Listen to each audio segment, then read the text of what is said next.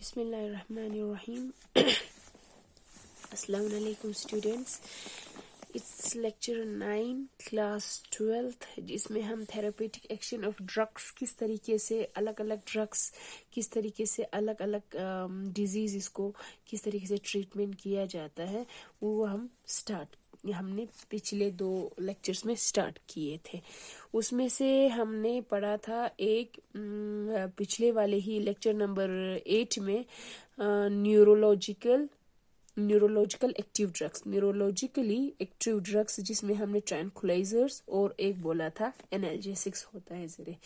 अब ट्रैंक्विलाइजर्स के बारे में आप लोगों को मैंने बोला था पिछले वाले वीडियो में, ट्रैंक्विलाइजर्स ऐसे केमिकल कंपाउंड्स या ड्रग्स होते हैं जिसको इस्तेमाल किया जाता है स्ट्रेस को कम करने के लिए या जिनको बहुत ज़्यादा या कम माइल्ड मेंटल जो डिजीज होता है उनके ट्रीटमेंट के लिए हम ट्रैंक्विलाइजर्स का इस्तेमाल किया जाता है जैसे उसमें मैंने आप लोगों को बहुत सारे एग्जांपल्स दिए थे। एग्जांपल्स ध्यान में रख लीजिएगा। अब नेक्स्ट है हमारे पास एनाल्जेसिक्स दो केमिकल इंसुक या ड्रग्स इंसुक बेटा जो हमें हमारा पेन किलिंग जो एक्शन होता है पेन किलर का इस्तेमाल करते हैं एज ए पेन किलर इस्तेमाल किया जाता है एनाल्जेसिक्स। जो हमें जो पेन होता है दर्द होता है उस चीज को रिड्यूस करने में हेल्प करता है एनाल्जेसिक्स, ठीक है। और ये एनाल्जेसिक्स जो है वो 2 टाइप्स की होता है, चिकचिपुलाजर्चा non narcotic analgesics and the another one is the narcotic analgesics।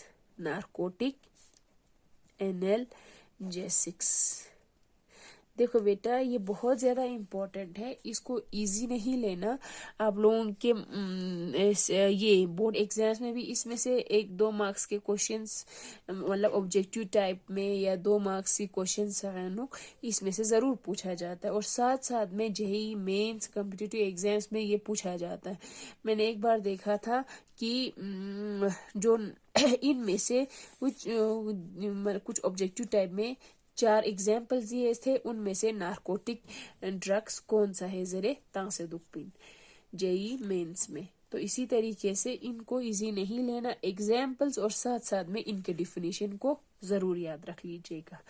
Non narcotic drugs 2 drugs जो ऐसे पेन किलर का काम करता है और उनके लेने से हमें उसका आदत नहीं बनता, इसीलिए इनको आल्सो नूनेस इनको और क्या कहा जाता है नी जबाना का तो नॉन एडिक्टिव एनाल्जेसिक्स। इनको नॉन एडिक्ट जिसका हमें एडिक्ट हैबिचुअल हमारे लिए हैबिट नहीं बनता, इसीलिए नॉन नार्कोटिक को नॉन एडिक्टिव एनाल्जेसिक्स भी कहा जाता है। फॉर एग्जाम्पल एस्पिरिन, इसी तरीके से पैरास्टामोल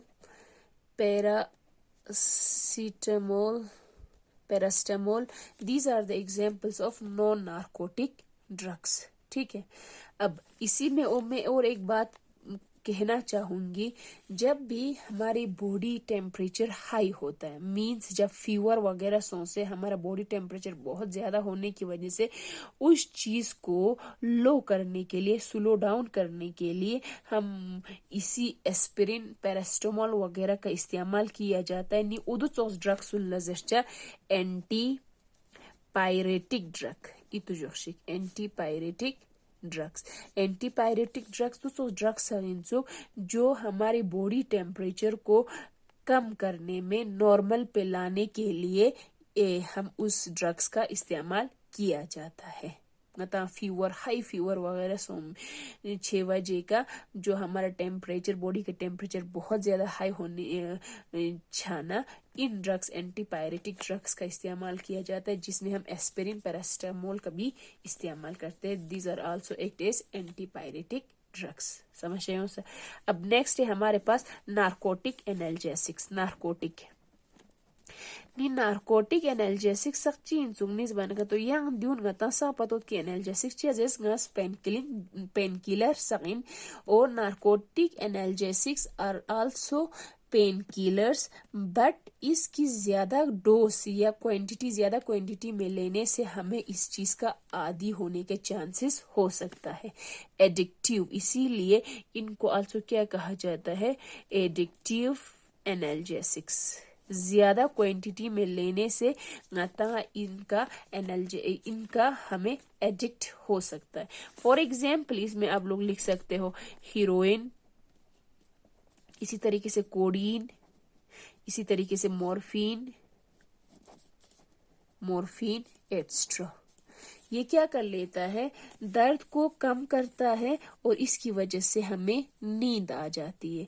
लेकिन जब भी हम इसकी क्वांटिटी या इसकी हाई डोसेस अगर हम ले लें तो इससे हमें और बहुत ज़्यादा हमारे बॉडी में साइड इफ़ेक्ट्स भी हो सकते हैं, जैसे कि कोमा, ड्रॉजीनेस, अनकॉन्शियसनेस, बेहोशी हो सकता है और इवन डेथ भी हो सकता है अगर ज्यादा क्वांटिटी हम लोग लेना का तो ठीक है।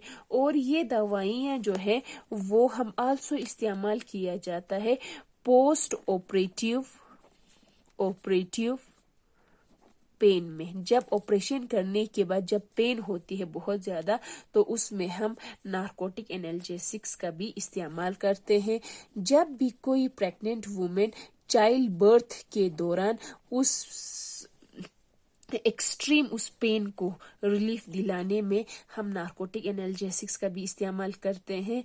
और कैंसर वगैरह उन पेन को उनसे थोड़ा सा रिलीफ मिलाने के लिए, ताकि हमें उनसे रिलीफ मिले, उस चीज़ के लिए हम नार्कोटिक एनाल्जेसिक्स का इनमें भी इस्तेमाल होता है। समझ आयो सा। अब उसके बाद ये हो गए हमारे पास analgesic which is also a neurologically active drugs. ये एग्जाम्पल उन मेहरबानी बसे ये तो बच्चा। अब नेक्स्ट है हमारे पास और एक हमारे पास और एक ड्रग जिसको कहा जाता है बेटा एंटी माइक्रोबियल्स। नाम से ही पता चल जाता है माइक्रोबियल्स मीन एंटी अगेंस्ट, किसके against, microbials mean micro organisms के अगेंस्ट एंटी माइक्रोबियल्स ऐसे केमिकल कंपाउंड्स होते हैं या ऐसे ड्रग्स होते हैं जो हम इस्तेमाल करते हैं माइक्रोब्स के ग्रोथ को इनहिबिट या डिस्ट्रॉय करने के लिए हम एंटी माइक्रोबियल्स का इस्तेमाल किया जाता है। जब भी हमारे बॉडी के अंदर कोई भी foreign particle, foreign micro organism, बाहर से माइक्रो ऑर्गेनिज्म जो हमारे लिए हार्मफुल हो, उदू नंगोज लछाना उसके ग्रोथ को, उदी डेवलपमेंट मिछा चुप्पी फिला उसको इनहिबिट करने के लिए, उसको डिस्ट्रॉय करने के लिए हम एंटी माइक्रोबियल्स का इस्तेमाल करते हैं। जैसे कि माइक्रो ऑर्गेनिजम्स के शक्ल में हमें bacteria, we have the virus, we have the fungi, we have the parasites, ये वगैरह जो है जब भी हमें बॉडी के अंदर एज ए हार्मफुल जितने भी माइक्रो ऑर्गेनिज्म जाते हैं उदी अगेंस्ट नींग अदर्स एंटी माइक्रोबियल्स का इस्तेमाल बचा। एंटी माइक्रोबियल जो है वो दो टाइप्स के होता है, चिक इंसुक एंटीबायोटिक्स, एंटीबायोटिक दो सबस्टेंस इंसुक जिनको हम इस्तेमाल करते हैं। उससे क्या होता है, बैक्टीरिया के ग्रोथ को इनहिबिट करने के लिए, उसकी स्लो डाउन करने के लिए ग्रोथ को, या डिस्ट्रॉय करने के लिए हम क्या करते हैं, एंटीबायोटिक्स का इस्तेमाल करते हैं। ठीक समझ आए हो सर। और ये एंटीबायोटिक्स खुद जो है वो दो टाइप्स के होते हैं। एक तो on the basis of the mode of action, वो किस तरीके से एक्शन करता है, उसमें हम एक पढ़ते हैं बेटा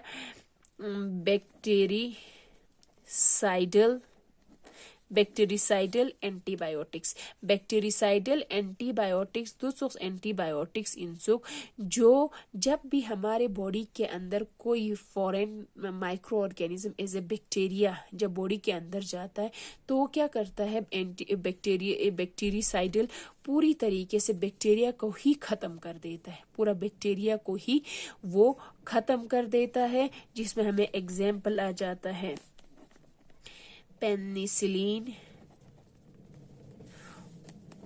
ऑफ्लेक्जेसिन, और इसी तरीके से हमारे पास है एमाइनोग्लाइकोसाइड्स. These are act as bactericidal. Bactericidal दिक्कत तो बैक्टीरी मतलब बैक्टीरिया, साइडल मतलब किलिंग, दो वर्ड्स. बैक्टीरिया को पूरी तरीके से किल करना, खत्म करना. उदी एंटीबायोटिक्स सुनना जे बच्चों बैक्टीरिसाइडल, जिसमें हम पेनिसिलिन, ऑफ्लेक्सिन और एमाइनोग्लाइकोसाइड्स का इस्तेमाल करते हैं. और इसी में और एक आ जाता है जिसको कहा जाता है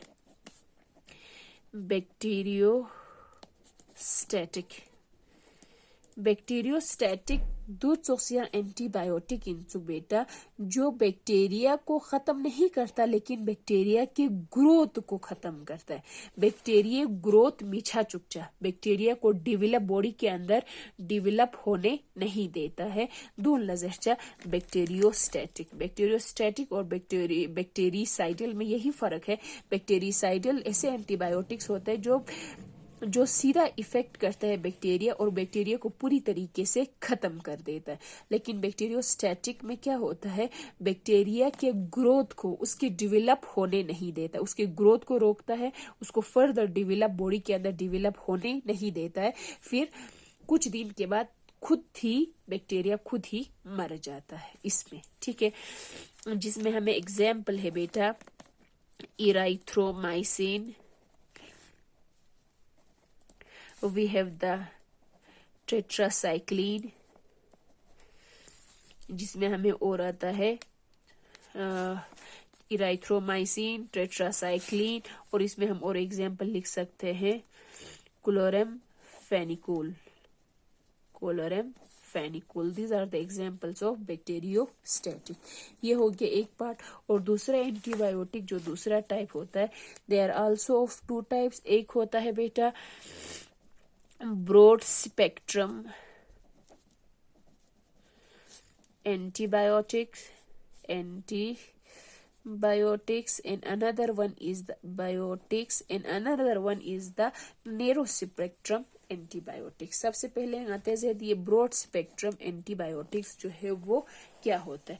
ब्रॉड स्पेक्ट्रम एंटीबायोटिक्स ऐसे एंटीबायोटिक्स होते हैं जो रेंज बहुत सारे माइक्रो ऑर्गेनिजम्स पे एक्ट करते हैं. बहुत सारे micro organism in the form of bacteria के शक्ल में, in the form of virus की शक्ल में, इन द फॉर्म ऑफ ये फंगस की शक्ल में, पैरासाइट्स की शक्ल में, मतलब बहुत सारे माइक्रो ऑर्गेनिजम्स पे ये अपना असर दिखाता है. इसमें हम एग्जाम्पल लिख सकते हैं बेटा, जैसे कि for example ampicillin, amoxicillin,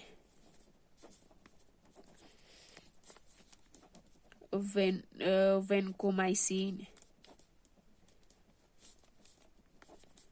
ofloxacin. All these are the examples of broad spectrum antibiotics. समझ आयो सा?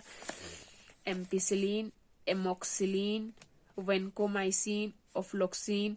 These are act as broad spectrum antibiotic जो बहुत सारे माइक्रो ऑर्गेनिज्म पे असर करता है, एक्ट करता है.